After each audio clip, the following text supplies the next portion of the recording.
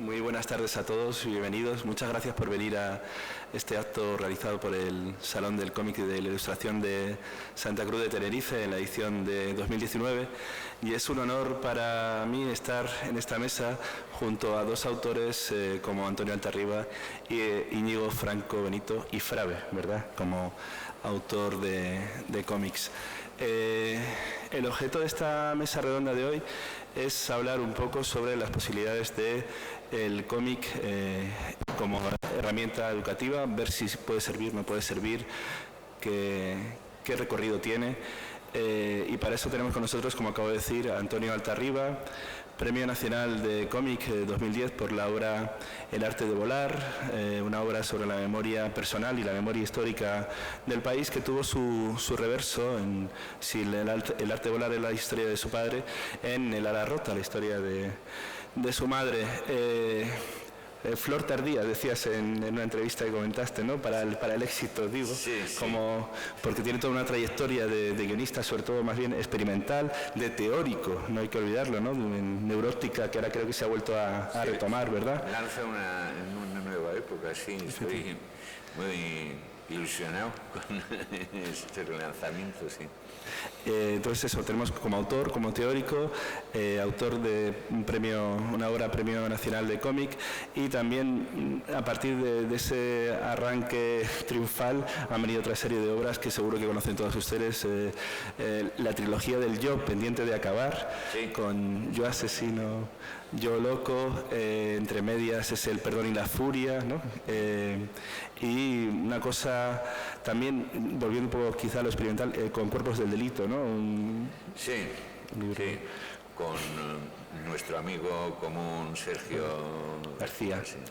Y a mi izquierda tengo también a Ifrave, autor de, si hablábamos de Altarriba, memoria autobiográfica histórica, autor de No con tu hija, un libro, yo creo que entra dentro de eso que los ingleses llaman slice of life, ¿no? de pedacitos, ¿no? Trocitos de vida, autor, aunque nacido en Burgos, autor canario, vamos, ya viviendo 15 años, ¿no? Ya en Conejero de Corazón en Lanzarote, y con una obra, No con tu hija, publicada por Dolmen en 2017.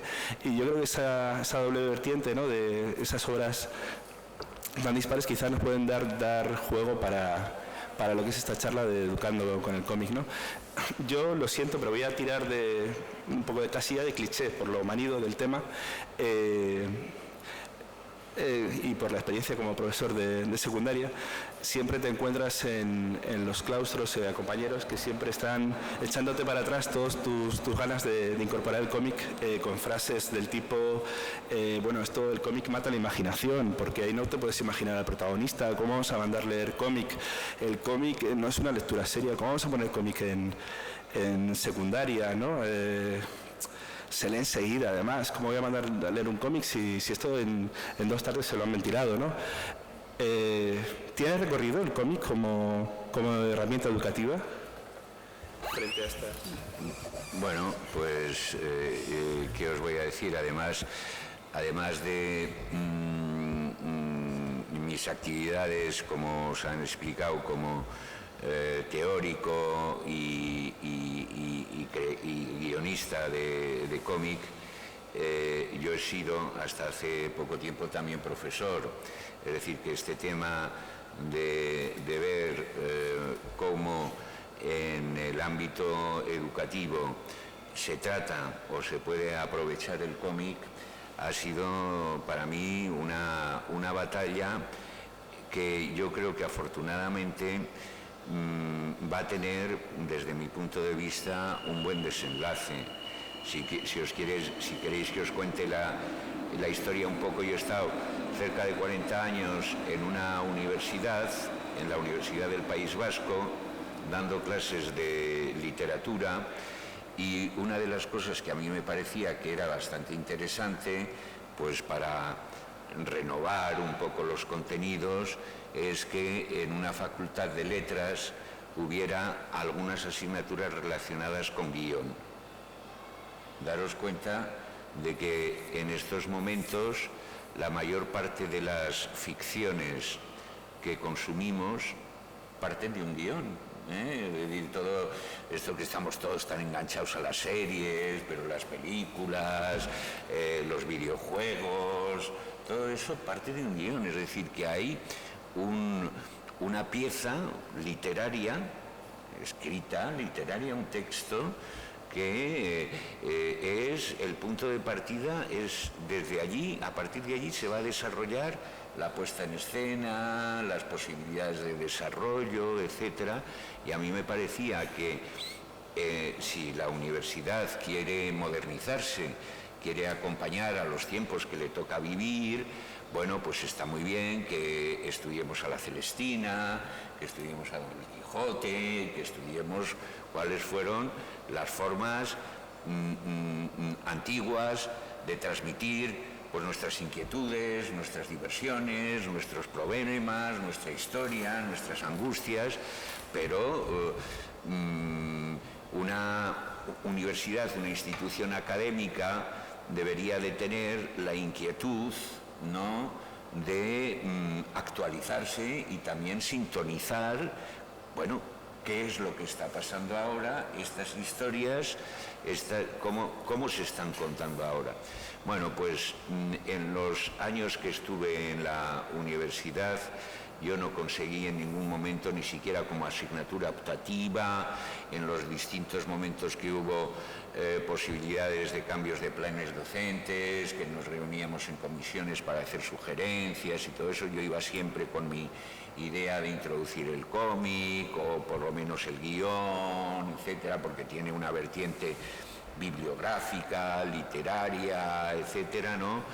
Y pesó mucho más, pues, no sé, la inercia, los prejuicios, por ejemplo, como comentaba, todavía sigue en este país, en los últimos años se han hecho muchos progresos, pero todavía sigue existiendo esta especie de consideración del cómic como algo, eso, pues lo que tú comentabas, algo ligero, algo que está más bien para distraer, que no supone un esfuerzo rentable desde un punto de vista educativo. Esas respuestas que comentabas, le dice, pero bueno, pero si esto es un tebeo, esto se lo leen en una tarde y no deja ningún tipo de pozo, ni deja ningún tipo de enriquecimiento en el estudiante y todo eso. Yo creo que finalmente se está venciendo y por fin, como yo suelo decir, el cómic está volviendo a la escuela, porque hubo un tiempo en el que el problema era sacar el cómic de la escuela. Yo soy lo suficientemente mayor, no sé si eso vosotros lo habéis vivido, como para haber estado en clases donde la mayor parte de los estudiantes teníamos el libro o la enciclopedia encima, haciendo como que estudiábamos, y debajo estaba el tebeo, que era lo que estábamos leyendo, pero entonces estaba dentro, pero estaba prohibido, porque era realmente como una especie de kriptonita del aprendizaje. Y claro, si pierdes el tiempo leyendo tebeos, no vas a estudiar, ¿no? Entonces yo ahora,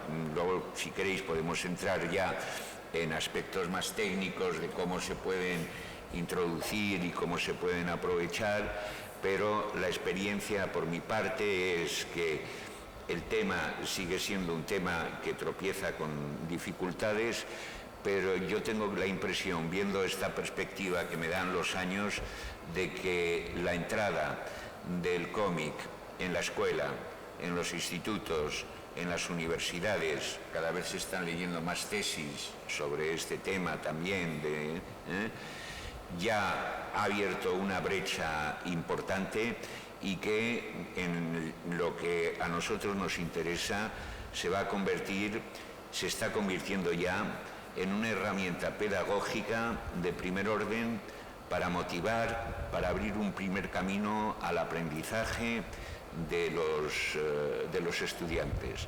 Hay ya unas cuantas guías didácticas que se han publicado recientemente sobre este tema. a partir de algunas obras concretas o a partir de géneros o de cómic en general.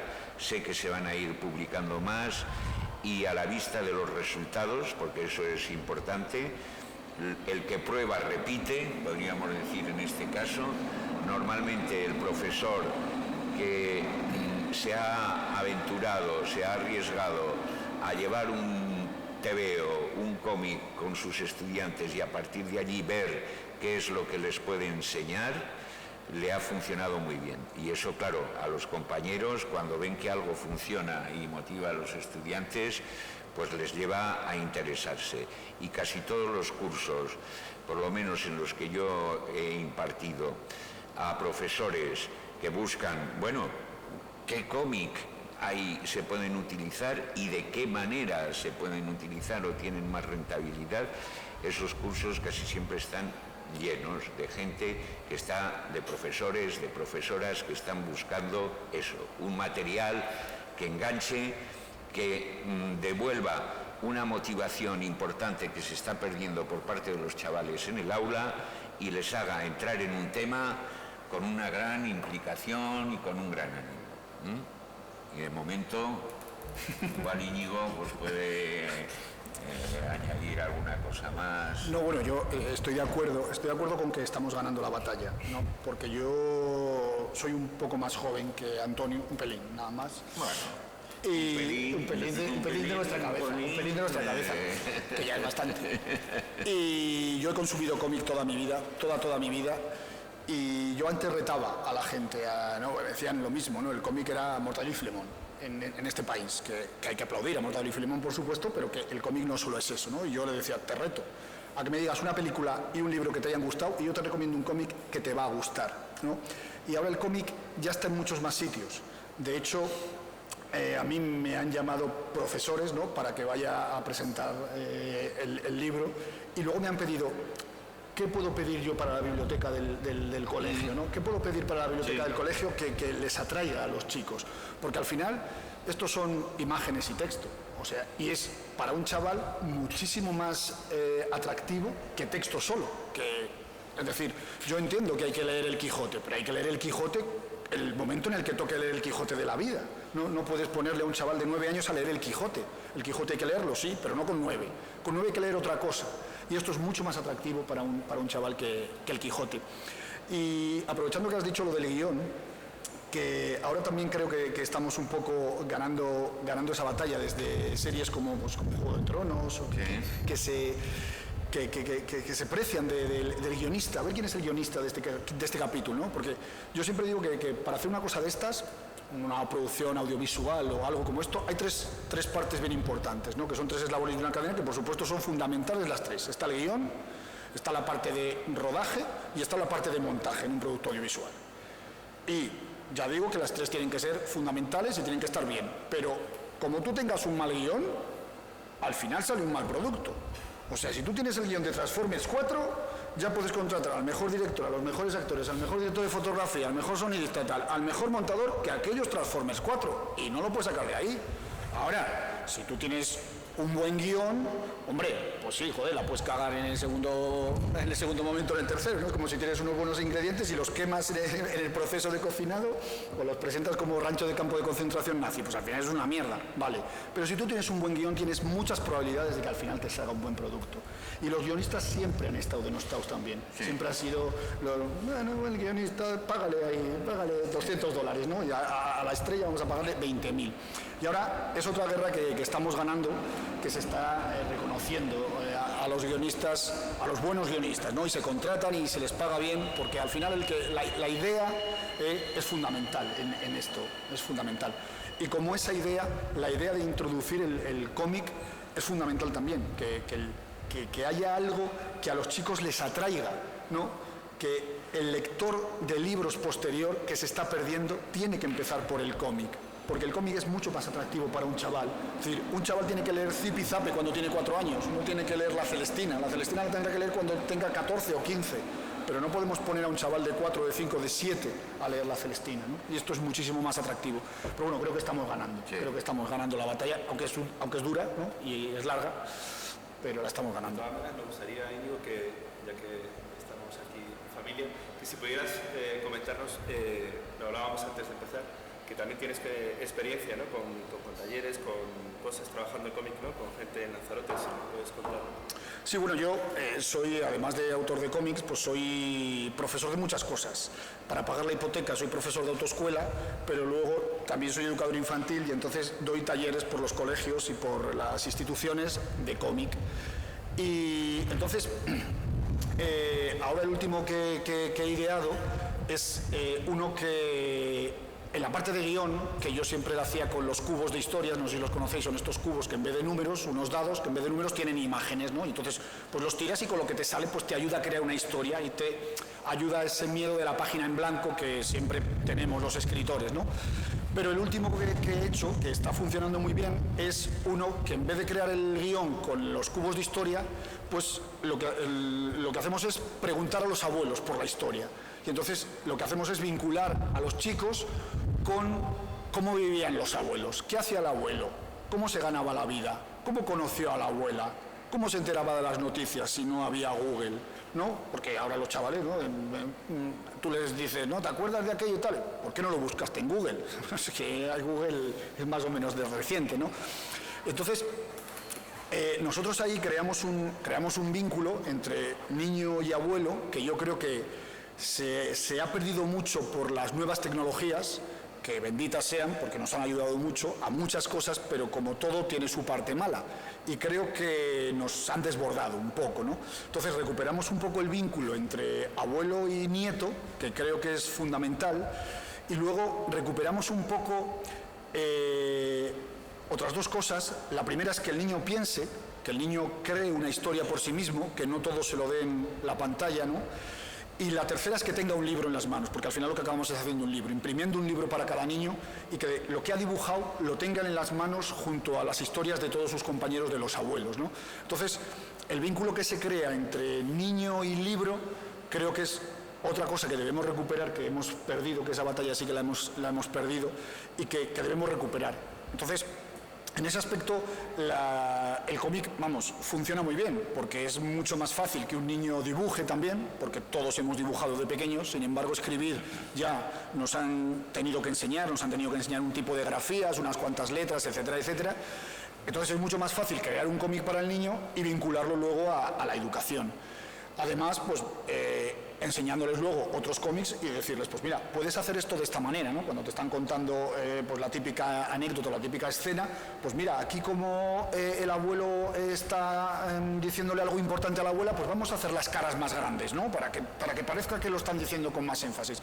Y vamos introduciendo a los niños en un mundo y vamos enseñándoles los cómics que son fundamentales, porque ya, como dice Antonio, ya hay cómics de todo, ¿no? O sea, tú ya puedes explicar cualquier cosa en un cómic, ¿no? La guerra, la no guerra, la vida, la educación, la historia, todo ya está todo en los cómics. Puedes encontrar cualquier tipo de cómic que lo haga.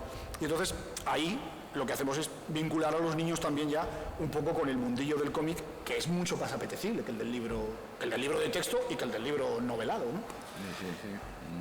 Pues yo creo que queda claro, ¿no? Que hay recorrido y que es una herramienta totalmente válida dentro de la educación. Y yo lanzo un par de ideas, a ver qué es lo que es verdad que comentabas que están saliendo cada vez más publicaciones. Cada vez están saliendo más publicaciones, incluso creo que prologas la de memoria y viñetas, ¿no? Sí. Pero claro, yo a veces también me quedo, vamos a ver si es verdad o no, si el cómic solo se puede enfocar vía historia, vía educación plástica, vía solo literatura, lengua de castellano y literatura, y en lengua castellana y literatura si cuela, es porque, claro, vamos a ver si conseguimos un autor literario o un autor que me haya hecho eso, La Celestina en cómic, ¿no? Que está muy bien, ¿no? No pasa nada. Y SM, ¿verdad? Sacó una serie de... Sí. Estaban geniales, además. autores y estaban muy bien, ¿no? Entonces, deberíamos... ¿Tiene encaje solo en unas pocas materias del currículum o tiene más encaje más allá? Y después, dentro de... He planteado la duda por literatura, pues solo pueden ser obras literarias pensadas a cómic. En el dibujo, esa asignatura que tenemos aquí en Canarias se llama Prácticas Comunicativas y Creativas. ¿Qué pasa con ese? Es que a mí no se me da dibujar, ¿no? de los alumnos, ¿no? Y sobre lo que decías, que esa batalla en la universidad, yo apuntando siempre un poco más abajo para la secundaria, incluso primaria, aparte de meter el cómic como tal, el cómic no deja de ser un género narrativo, ¿no? Igual que una película, que una serie, y que ¿no? Narrar. La pasión del ser humano es contar historias, ¿verdad? ¿Por qué narices solo, y me tiro piedras, no lo digan por ahí, ¿no? Solo damos teoría, entre comillas, de la literatura adaptada a la secundaria y no se puede hablar también dentro de la narración de los códigos o incluso de lo mismo que damos historia de la literatura, historia del cómic, ¿no? Los códigos del cómic para que alguien sepa, para que tenga referentes, claro. Ex nihilo es un poco complicado. No sé, muchas ideas quizá, pero bueno. Bueno, no he hecho la lista, digamos, de las aplicaciones directas a materias que están en los programas de la enseñanza media, incluso de la enseñanza primaria o incluso de la enseñanza universitaria, ¿eh? Es decir, que no hay que verlo solo como un instrumento. Eso a mí es algo que me preocupa. Es verdad, hay que buscar que las lecturas estén adecuadas para cada edad, pero tampoco hay que ver, por lo menos esa no es mi postura, hay que entender que el cómic es didáctico porque facilita la divulgación, la comprensión, como si dijera, bueno, pues para las mentes un poquito más flojas, un poquito más perezosas, no es un paso previo, no es una lectura para tontos o para gente que no llega a alcanzar la comprensión en un texto, etcétera. No es esa la razón, ¿no? del interés del cómic, su carácter, podríamos decir, facilitador, simplificador y divulgador. No. En un cómic tú puedes encontrar tantas complejidades y tantas implicaciones como en cualquier otra obra narrativa, pues que estamos hablando desde una película, o una novela, o cualquier otra forma de expresión. En ese sentido, y como en todos los medios, lo único que hay pues es cómics. Pues sí, más fáciles, con menos pretensiones, de la misma manera que hay novelas o que hay películas que lo que buscan es, pues bueno, pues divertir un rato, y otras que lo que buscan, pues bueno, pues no podemos comparar, pues yo qué sé, el cine de Dibildos o de Berlanga con el de Ingmar Bergman o de, ¿no? Son distintas dimensiones y todo eso existe en el cómic. Por mi parte, yo creo que para concretar, el cómic tiene muy buena entrada con los estudiantes, no solamente porque la imagen es verdad que es un lenguaje muy impactante, muy legible. Es decir, yo creo que tú lo planteabas, ¿no? Es decir, la escritura es ya un código que aprendemos, etcétera, y sin embargo las imágenes podemos identificarlas, reconocerlas, podemos leer las imágenes, porque bueno, no hace falta un código estrictamente establecido. Las imágenes funcionan a partir de la creación de una similitud, de un simulacro, de una mímesis, ¿no? De una relación bueno, aunque sean unos poquitos rasgos esquemáticos, estoy introduciendo los elementos mínimos significativos para que quien lea entienda: esto es una casa, esto es un personaje riendo, o esto es un personaje triste, o esto es un personaje. Entonces, eso es importante dentro del cómic, pero en el cómic, al ser narrativo, siempre lo que hace es introducir dentro de la historia lo que podríamos decir un interés humano, Si tú a un niño, hablando primero de la historia, luego pasaré a otras disciplinas, si tú a un niño le das un manual de historia en el que vienen perfectamente explicadas, incluso con un afán de divulgación, batallas,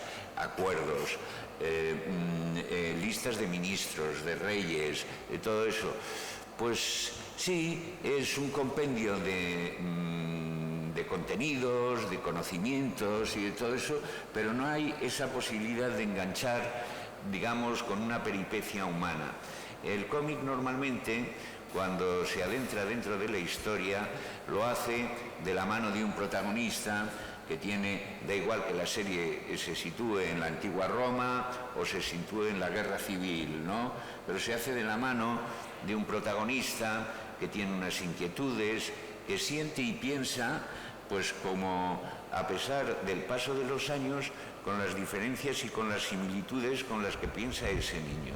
Y eso provoca ya un efecto de identificación, que hace que un contexto que en un principio en un libro de texto les iba a parecer ajeno, extraño, yo qué sé, en el siglo XVII, que se peleaban con espada, o que, y las guerras de religión, y el cisma, y quiénes eran los protestantes, y no sé qué, pero si en ese mismo ambiente, y para contar esa historia, hay un protagonista que está implicado, que eso lo va a entender, y luego, claro, lo va a entender, y luego ya el trabajo del profesor consiste en integrar eso que ha sido una peripecia, digamos, personal, con sus pasiones, con sus...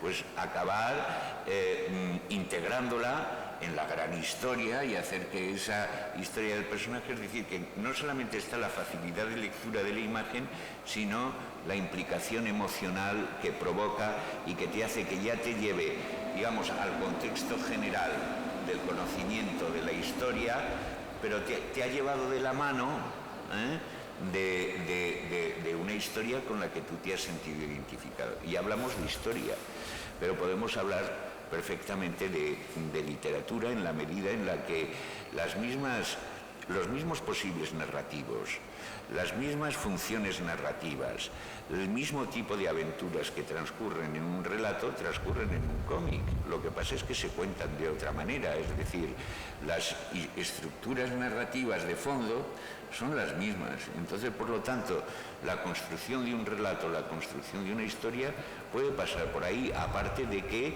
también es muy interesante, yo sé que en estos momentos se están realizando varias tesis en este terreno, comprobar cómo funciona la adaptación de una novela al cómic y de ir viendo, por ejemplo, qué es lo que en esa comparación, qué escenas, qué aspectos, qué momentos, qué significados, qué pasiones de los personajes pasan mejor en el libro o pasan mejor en el cómic, o de qué manera se transmiten, porque muchas veces, por ejemplo, un efecto dramático no lo creas de la misma manera con las palabras que con las imágenes. En una viñeta, pues basta, tú hablabas, por ejemplo, de poner, si queremos, de hacerles las caras más grandes, por ejemplo, para que eso adquiera una mayor dimensión. Un primer plano sobre un personaje, en una misma frase, dicha por un personaje en un primerísimo plano, según qué mirada le ponga, según qué iluminación, según en qué postura tenga la cabeza, etc., le estás dando ya una fuerza dramática a ese mensaje que no necesitas entrar en las explicaciones habituales de la narrativa y entonces nuestro personaje desgarrado de dolor por la decisión que tenía que tomar pronunció con solemnidad aquellas palabras, no sé qué. Todo eso no lo necesitamos porque lo estamos viendo. Estamos viendo allí ese desgarro, esa tensión que está experimentando el personaje. Podemos estudiar filosofía.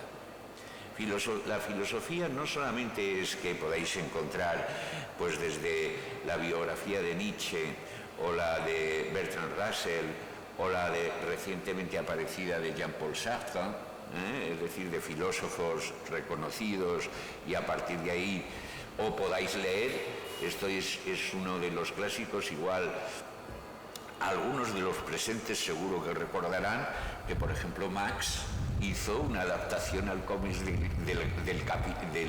Max, el dibujante, hizo una adaptación de Marx, el filósofo del Capital, hace ya, pues, creo que fue en los finales de los 70, principios de los 80, ¿no? Es decir, que también hay posibilidades de trasladar, digamos, dilemas y problemas éticos también a través del cómic, y obras que tienen una base fundamentalmente filosófica en el cómic. Desde un punto, por ejemplo, como tú decías, eso me parece que es muy importante. El hacer una didáctica multidisciplinar, ¿no? Es decir, claro, ¿cómo contar una historia?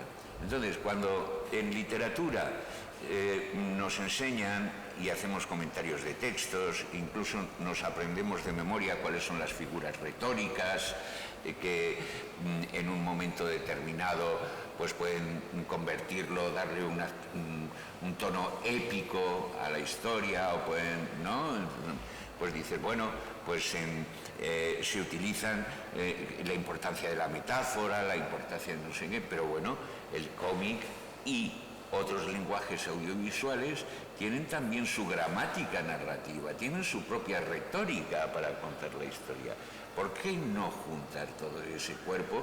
Y ahora, en una época tan multimediática como la que estamos, lo que no podemos hacer es, como seguimos teniendo en las universidades, parcelados los de literatura, los de arte, los de cine, los de videojuegos, los de no sé qué, cuando en el fondo están compartiendo, digamos, tanto un impulso inicial común y un objetivo final común, es decir, el deseo de contar y que ese relato sea transmitido con la mayor potencia posible. Pues bueno, ir viendo una comparativa de recursos expresivos sería desde luego en ese sentido enormemente rica y directa. Y luego, pues claro, las utilizaciones que se puede hacer en dibujo, en historia del arte, quizá en donde le he visto menos entrada, en psicología de personajes, en medicina. En medicina, hablábamos hace poco, puede parecer que, coño, que tiene que ver bueno, pues puede ocurrir que en algún momento vayáis a la consulta de un médico y lo que os recete sea un cómic. ¿Qué me decís? Parece que es una tontería lo que yo estoy diciendo. Pues bien, si conocéis un poco el mundo de la medicina y todo eso, yo os aconsejaría que entraréis en una página que se lleva por título Medicina Gráfica.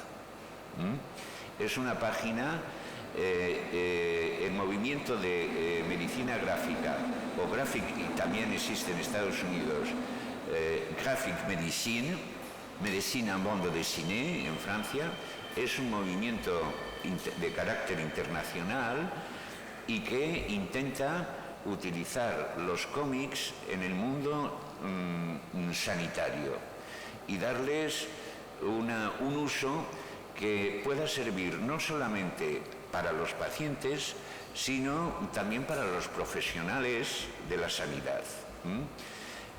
La lista que podríamos hacer aquí de cómic que tienen como tema principal la enfermedad sería larguísima, porque de una manera o de otra todo relato es parte de una motivación de un hecho extraordinario. Y claro, una de las cosas pues más extraordinarias que te pueden ocurrir en la vida es que te diagnostiquen a ti o a alguien cercano una enfermedad grave que, aparte del sufrimiento y del dolor que te va a acarrear, te va a cambiar la vida, porque te obliga a cambiar todos tus protocolos de existencia, Bueno, pues desde Píldoras Azules, por ejemplo, estoy pensando, Epiléptico, María y yo. Hay en la página española de Medicina Gráfica, creo que tienen en estos momentos 300 títulos reseñados, y además los tienen reseñados por las enfermedades que tratan, tanto físicas como psicológicas. Hay muchos, el tema de la depresión, por ejemplo, que también está tratado en varios cómics y todo esto. Entonces, por una parte esto hay que recetárselo a los médicos para que en un principio se den cuenta de que detrás de lo que ellos están haciendo, que es dar un diagnóstico y procurar hacer el mejor tratamiento posible para que la persona se salve, hay unas repercusiones tremendas, y que la vida de esa persona y de su entorno está cambiando, su psicología, y saber en qué momento de la enfermedad se encuentra y qué estado anímico le corresponde en ese momento. Entonces es muy interesante, y en los congresos que ya existen de medicina gráfica y todo esto, acuden sobre todo jóvenes médicos interesadísimos. Pero también es muy importante para el propio paciente y decir: me acaban de descubrir que tengo el VIH.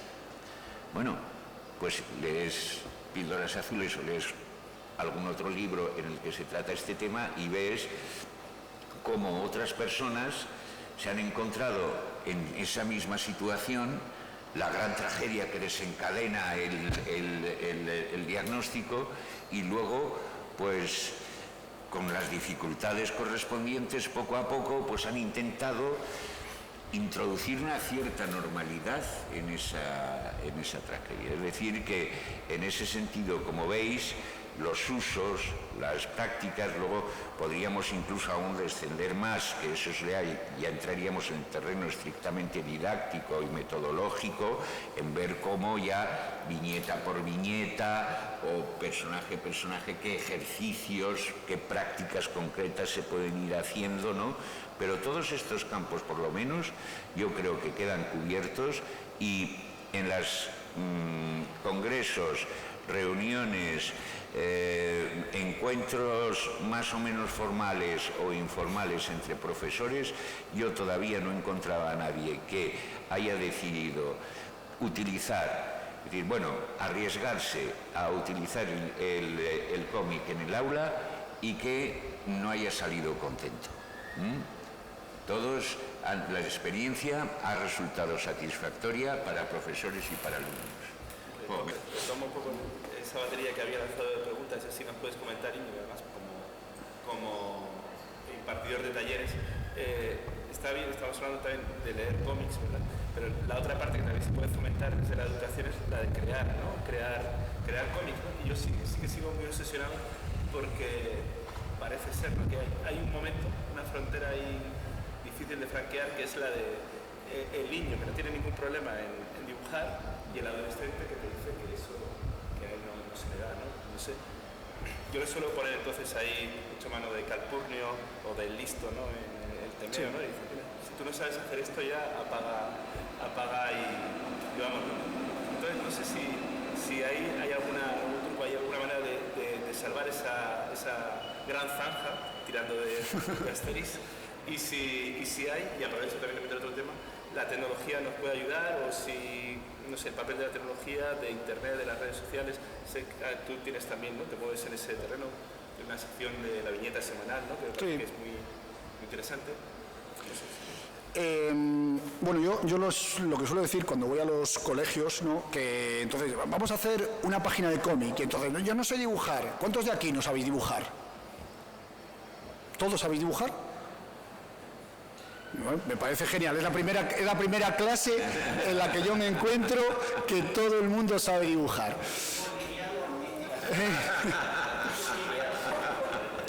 Bueno, normalmente salen más de los que no saben dibujar que de los que saben dibujar, ¿no? Y entonces yo les digo: bueno, a ver, de aquí, ¿cuántos no saben escribir? Entonces ninguno levanta la mano, claro. Y luego les pregunto: ¿y ¿quién diríais de aquí que tiene mala letra? Fulanito fulanito no se entiende nada, no, menganito no, yo no sé tal. Bueno, diríais que fulanito no sabe escribir? No, sí, escribir sí sabe, pero tiene mala letra. Bueno, pues dibujar es lo mismo, o sea, sabe todo el mundo. Unos copian mejor de la realidad que otros, pero nada más. Al final dibujar sabe todo el mundo. Y yo también llevo a Cutlass, ¿no? Y les digo, mira, este tío se gana la vida haciendo esto. Entonces, esto, para el cómic además no hace falta saber dibujar. Para el cómic lo que hace falta saber es contar una historia. Porque el cómic es eso, es contar una historia. Y de hecho, enlazando con lo que decía Antonio antes, ¿no? El cómic es eso, reducido a la mínima expresión, es contar una historia con imágenes. Podemos añadir el texto, pero podemos no añadirlo, ¿no? Igual que hay cine mudo, pues hay cómic mudo que no tiene palabras. ¿Cuál es el arte que se os ocurre, o sea, el arte concreto que se os ocurre más antiguo en el que podéis pensar? La representación artística más antigua.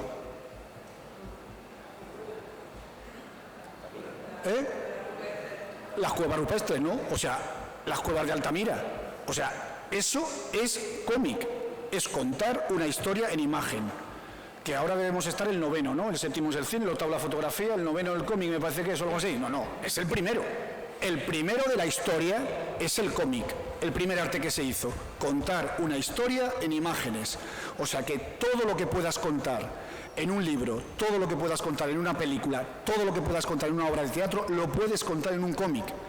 Habrá que utilizar otros recursos, como decía Antonio, y estaría muy bien, además, saber cómo los recursos que yo utilizo en el teatro, cómo los recursos que yo utilizo en el cine, cómo los recursos que utilizo en la literatura se pueden aplicar al cómic o los del cómic a otros artes, ¿no? Por ejemplo, en el teatro y en el cine, que son, podríamos decir, más o menos similares, pero yo en el teatro no puedo hacer esos primeros planos que hago en el cine entonces tengo que hacerlo de otra manera, ¿no? Tengo que entonar de otra manera, mirar al público, etcétera, etcétera. Bueno, pues eso lo puede hacer el cómic de la misma manera que contar una historia, sea cual sea, porque aquí en todas las que ha relatado Antonio, pues nos hemos dejado quizá la parte más complicadilla, que es la ciencia, ¿no? la física, las matemáticas, pero de la misma manera. O sea, de la misma manera podemos poner ahí a un profesor, igual que un profesor explica en un vídeo de YouTube, un profesor que por viñetas dibujado explique las fórmulas, las derivadas, las integrales, y con mis dibujitos, que van a ser mucho más atractivos que un libro de texto, todo texto, más que las integrales y las derivadas. O sea, vamos a atraer muchísimo más a los alumnos. O sea, que yo creo que en ese aspecto, o sea, el cómic tiene un potencial tremendo para contar cualquier otra cosa, ¿no? Y claro, lo otro que habías dicho. Y que las nuevas tecnologías, ¿cómo podríamos echar manos a las nuevas tecnologías para ayudarnos a que el alumnado no solo lea, sino que también produzca, ¿no? Sí. También están las webcomics y todo eso, para leer también. Sí, además, bueno, hay unas palabras por ahí de Yanis Rodari, que de esto de la teoría de la educación sabe una barbaridad, ¿no? Que estaban en la gramática de la fantasía, en las que decía, yo las tengo por ahí apuntadas, en las que venía a decir que crear un cómic es lo mejor que le puede pasar a un chiquillo, ¿no? Y que tiene tal cantidad, o sea, afecta a tal cantidad de capacidades que hay poquitas cosas que sean como crear un cómic para un chiquillo. Perdonadme un momento. Para ir cerrando, pues supongo que la gente, el público quiera preguntarles cosas. Así que se llaman. Sí. O sea, lo que dice es, inventar y dibujar una historieta es un ejercicio en gran medida más útil para cualquier fin que hacer una redacción sobre el Día de la Madre o el Día del Árbol. Tal ejercicio abarca la imaginación de una historia, su tratamiento, su estructuración y organización en viñetas, la invención de los diálogos, la caracterización física y moral de los personajes, etc. Y los niños, a veces, siendo inteligentes, se divierten haciendo estas cosas por su cuenta incluso, ¿no? O sea, hay pocas cosas en las que puedas abarcar tantas áreas como las que un cómic tiene que haber, porque es verdad que la literatura, pues con tus figuras retóricas puedes hacerlo, o en el cine, con sus figuras que tiene, su elipsis, su flashback, su forward, pero el cómic tiene muchísimas más figuras que eso. O sea que lo que podemos, digamos, enseñarles a los niños mediante la creación de un cómic se pueden hacer con muy poquitas otras cosas, ¿no? Y bueno, En cuanto a las nuevas tecnologías, pues bueno, lo que decía antes un poco, que son una herramienta ahora maravillosa para llegar a un montón de gente, ¿no? Desde con un móvil, ¿no? Con un móvil ya y una red a internet, ¿no? Bueno, te bajas al Starbucks y aprovechas el wifi, pero ya con un móvil ya puedes dibujar en un papel, grabarlo y enseñárselo a todo el mundo, a un chino que quiera verlo. Eso vamos, no hay duda que tenemos que utilizar eso, ¿no? Tiene la posibilidad de acercar al autor también a su público, que es para cerrar, porque ya con las preguntas, ¿qué relación tienen ustedes con el público estudiantil? ¿Público adolescente? Si se acerca alguien a las firmas, si pregunta, si... Bueno, yo por lo menos en mi caso, con el público, no tanto quizá con el público infantil, por el tipo de historias que yo hago, pero una de las cosas, por ejemplo, que a mí me sorprendió mucho y me produjo mucha satisfacción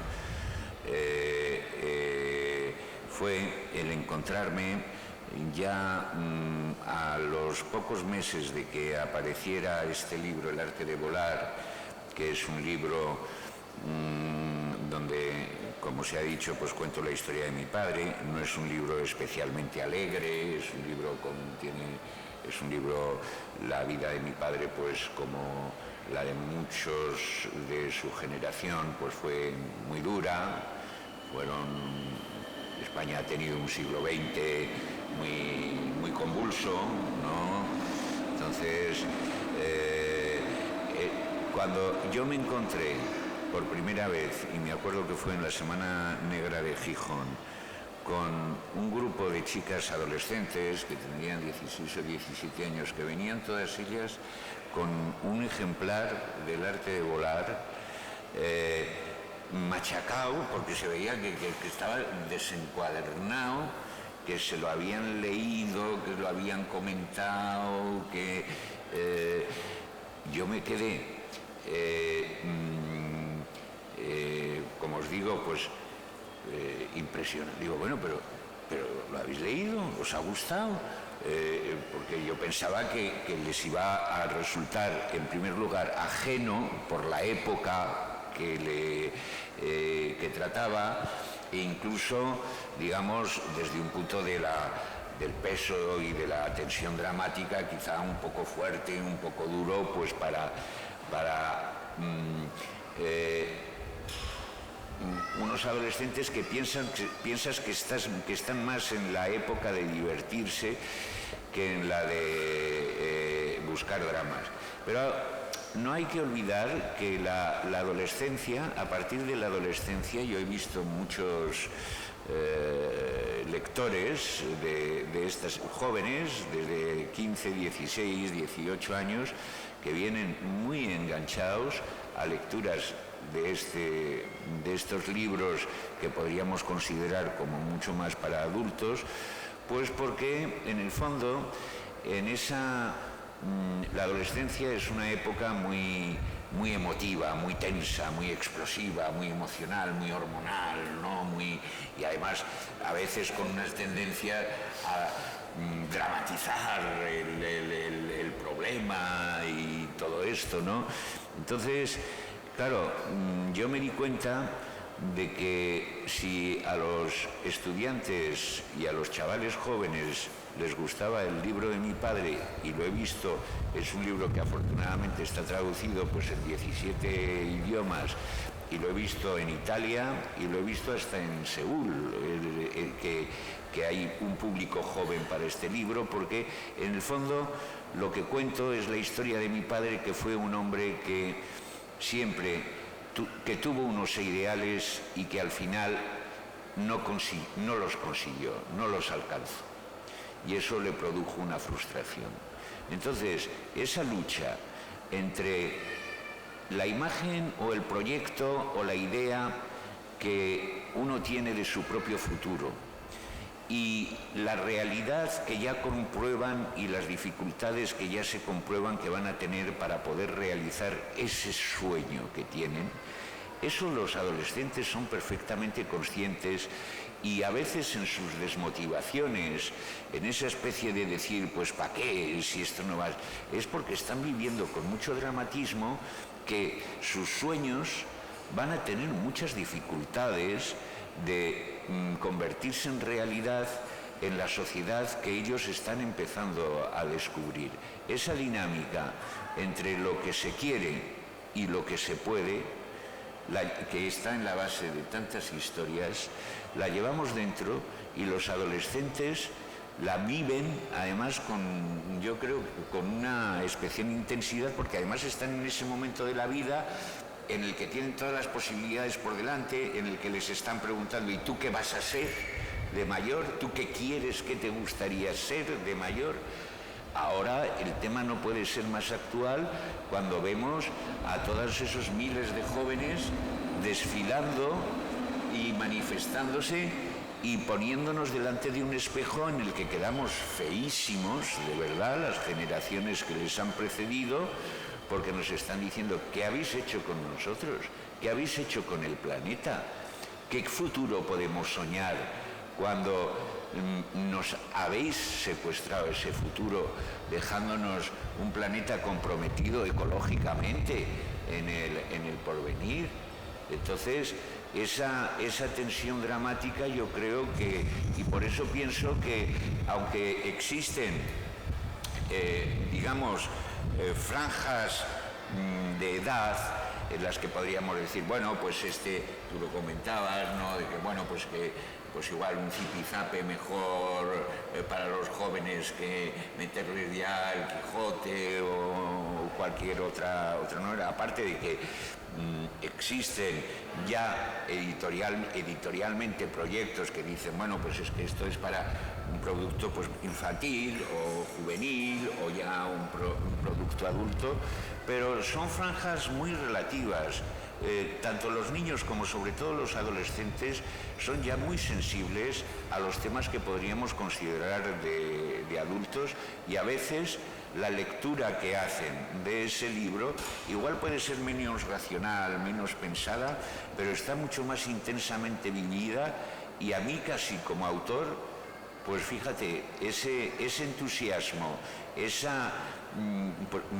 como que me compensa más que la relación ya más adulta de un señor que viene, oye, cómo me ha gustado, pues mira, yo también, mi padre le pasó esto, o a mi abuelo, fíjate, en la historia de nuestra familia hay cosas comunes con las tuyas, que es interesante, pero eso, ver la pasión, incluso la desorientación y cómo le ha descolocado a un chaval la lectura de un libro, eso es, y de un cómic en concreto, eso es para mí, sí, muy importante.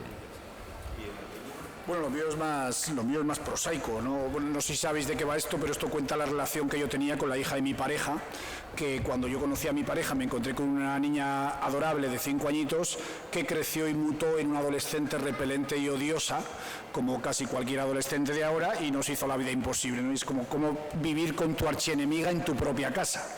Entonces, claro, esto va dirigido a las mamás porque está hecho desde mi punto de vista. Entonces, las mamás se sienten muy identificadas. Pero a mí me ha pasado como Antonio, que ha venido alguna más o menos niña y me ha dicho, pues anda, con lo buena que es ella, si es que yo era una hija de puta con mi madre. Y yo, pues, vale, ¿no? Pues pórtate bien con tu madre, joder, que seguro que te quiere mucho, ¿no? Entonces, lo que me hizo demostrarme fue que se sentían identificados los adolescentes también con esto, ¿no? Que se veían ellos siendo malvados malvados en ese sentido, ¿no? De ser eso, malos, no, pero que se daban cuenta, ¿no? Estoy haciéndole esto a mi madre, pero claro, lo estoy haciendo porque tengo este tira y afloja, porque quiero salir el sábado, ¿no? Y entonces pues tengo que ser mala de otra manera para ver si consigo con un vericueto que me deje hacer esto, ¿no?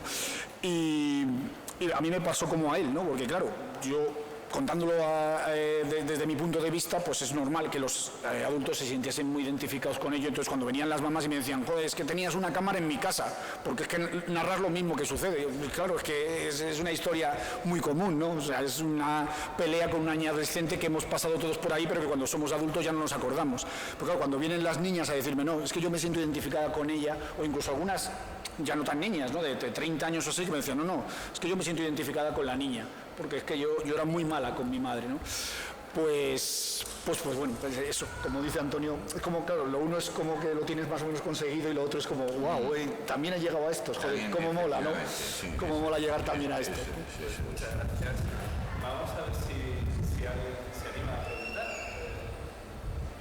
Una pregunta nada más. Sí. En un grupo de chicas que tú dijiste que el libro lo habían destacado. Sí. ¿Ya habéis visto un grupo de chicos? Porque las mujeres, primero, leen infinitamente más que nosotros los hombres. Y en segundo lugar, son infinitamente más sensibles que nosotros. Sí. Para eso, es la pregunta, ¿no? Pues no, tienes razón. Fueron chicas. Luego ya, pero ya no es lo mismo. He asistido, me han invitado a dar clases en algunos institutos, centros de enseñanza media, en los que el profesor les había hecho leer previamente a toda la clase el libro, y entonces allí sí que aparecían también las opiniones de chicos y todo esto, pero esa llegada espontánea, y es verdad que yo creo que no sé, igual para estas cuestiones, ya sabemos que las mujeres parecen más lectoras que los hombres son las lectoras, ¿no? Y en las estadísticas eso sale bastante claro, ¿no? Y luego, pues es verdad que igual en un tema como este pues pueden tener una sensibilidad. Entonces, fueron chicas, y una cosa como esa, es decir, un grupo de chicos que me viniera de esa misma manera, no lo he tenido, ¿no? ¿Alguna pregunta más? Una pregunta, una curiosidad. Todo lo que cuentas en el libro, últimamente te ha mejorado eso.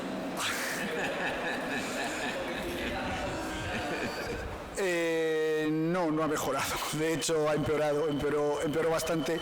Esto cuenta desde que tiene 5 hasta que tiene 13. Y su mamá y yo lo dejamos cuando tenía casi 16. Y bueno, lo dejamos porque ya era la convivencia en casa era insoportable. No podíamos ya. Eso cuenta cómo se va un poco haciendo adolescente. Ya lo has leído, ¿no? Pero luego, claro, desde los 13 hasta los 16 y medios, adolescencia, hasta los 15 y medios, adolescencia pura y dura, que ya era insoportable en casa. Así que no, habrá segunda parte contando eso, que como suelo decir, esto, pues bueno, no deja de ser, sí, es un entrenamiento, no estamos ahí en el fuerte y corríamos con mochilas de 50 kilos a la espalda a pleno sol y hacíamos flexiones y abdominales y tal, pero lo que viene a partir de aquí ya es la guerra pura y dura. O sea, estamos en la trinchera con el agua hasta las rodillas, maloliente, las ratas, las raciones K, o sea, ya es muchísimo más duro porque es adolescencia pura y dura. Y más sentido pésame. Lo